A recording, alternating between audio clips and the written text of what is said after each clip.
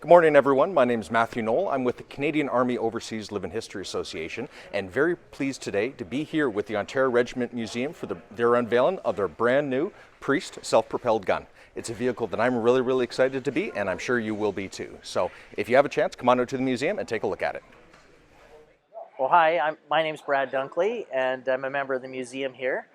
I used to come a lot more often when I was younger and less busy, but very happy to see this vehicle. It's the first time I've seen it in person here, and it seems a lot bigger than it did in the videos and the pictures, but it's in excellent condition.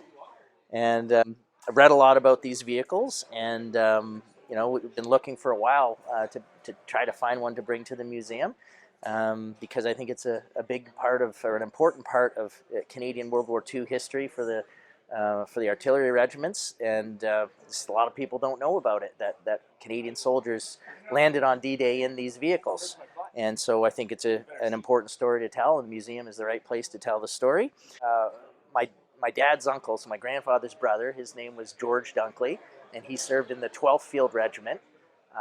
And he was a gunner in these vehicles, and he unfortunately he was killed on August 14th of 1944, and his regiment was the 12th Field, and it was disbanded after the war.